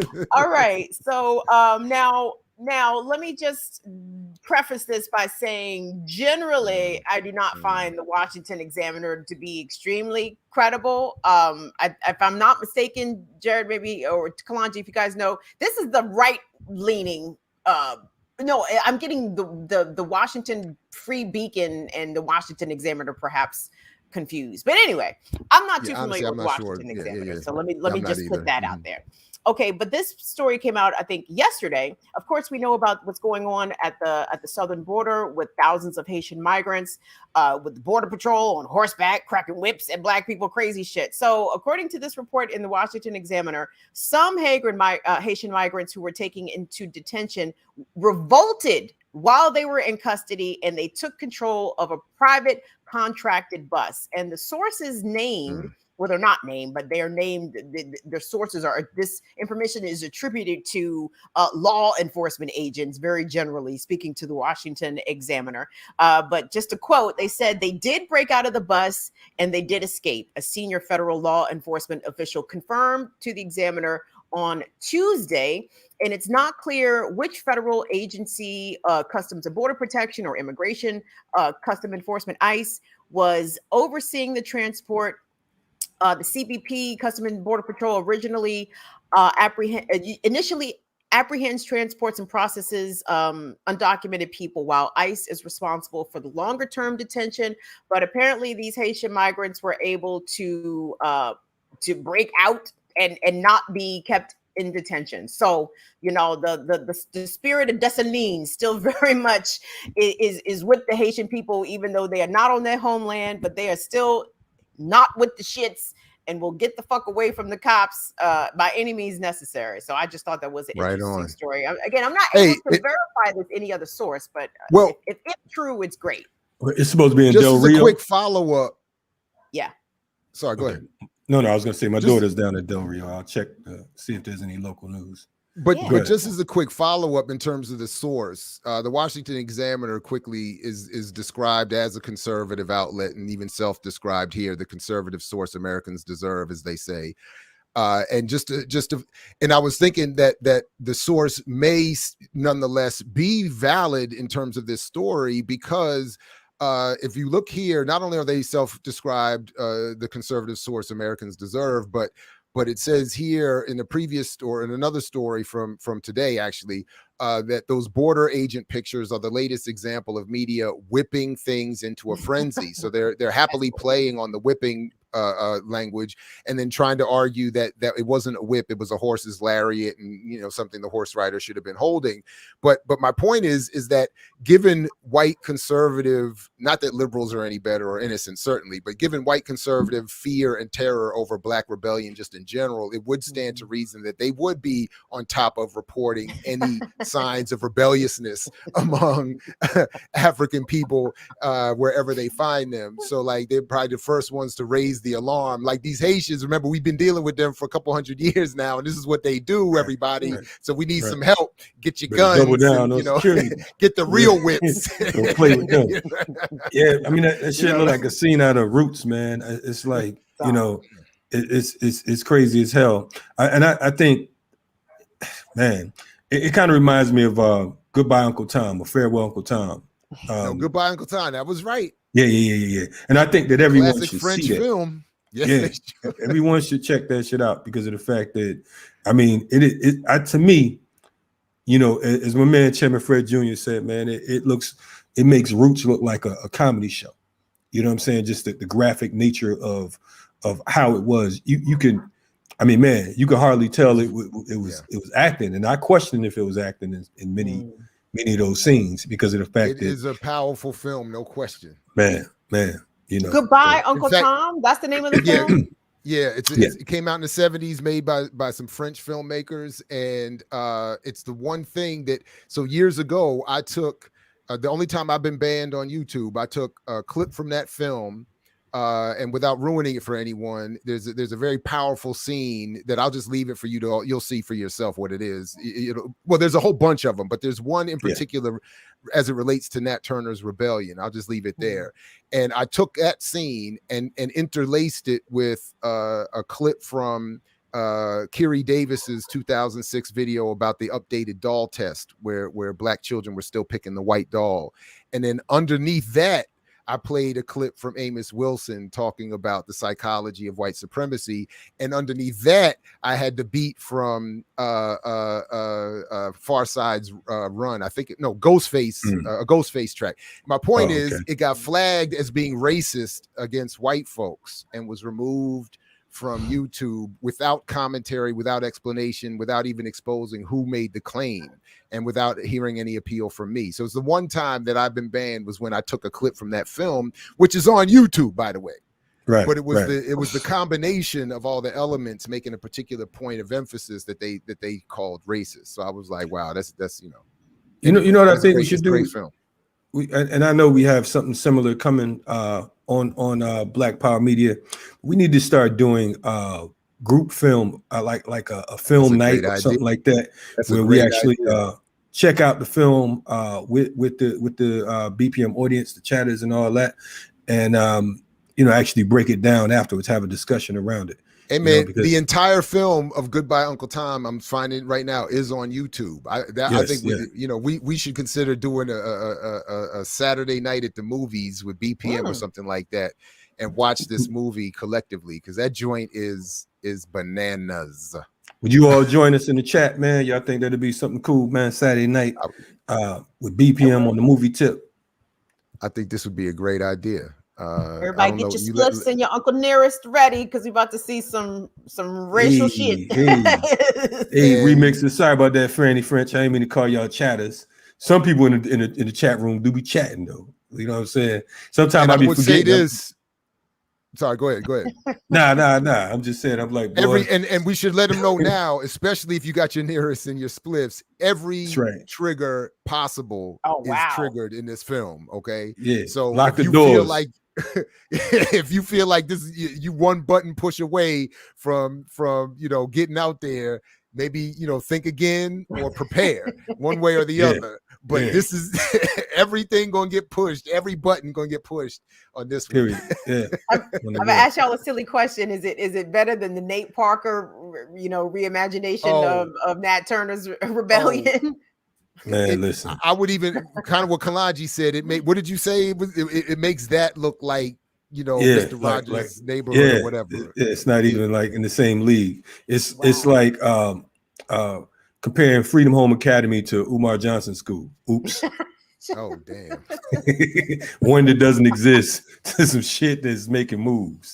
So yeah. Listen, I know we're not going to get to it because we're running out of time, but I do want to give a quick. I got to give a quick shout out. I give them a lot of grief when they don't talk about political prisoners, but when it comes to covering international politics, we've already talked about them with Jackie's story. The Gray Zone have been doing some great work, and one of the stories that I was going to get to, we can maybe say for tomorrow or whatever, is he did a Ben Norton of the Gray Zone and did a great update on what's going on in Guinea and the players involved in the minerals and all the political economy of why the coup in Guinea is going off. So I get the contradictions racially and all of that, but the facts are they did a great job in breaking down what's going on over there. So I'd encourage people to check that out as well. And you mentioned Fred Jr. He will be on with me and Cassandra Greer-Lee Friday morning, and as we continue that story from Monday about 132 calls that she made to Cook County Jail to try to save her husband without success. So I might have to stop through on that one, man. Just come on in. Just to make some noise. Come on, because Kaba's on the road, so jump on in if you want. Okay, I like how I'm second tier. Come on, Kaba's on the road. I mean, you know what it is. Oh, I mean, we just I'm just plug and third tier play on Renegade Culture. You know what I'm saying? What'd you say? I said plug and play. Plug and play. Hold on. This man said something about Renegade Culture. No, I said I'm third or fourth tier on Renegade Culture. So I'm like we pull each other off the bench. Man. That's you did like 9 episodes. Man. You even was a special host. I'm saying anyway, we pull each other off the bench. It's good. You know what I mean? All right. We'll let you slide with that. Tomorrow morning. I won't be here tomorrow, so peace to you all and peace to all the remixers for tomorrow morning. I look forward to catching you on the road from Morgan State University. Where's Kamal? Is Kamal gonna be with us tomorrow, Kalanji? Nah, man. Kamal's on parts unknown. You know what I'm saying? I believe it's gonna be you, Jackie, and myself. So 3 the hard way. What y'all want to do? I take it. No doubt. So we're gonna hold it down for you, Jay. Jay will be in the chat room talking trash. You know how he do. You know what I'm saying? So we get to talk shit about you and Kamal tomorrow. So don't worry about it. Oh, that'll be fun. Ear Doctor and May will be on deck. So we running things. But anyway, appreciate y'all. Thanks for another great time with the BPM family.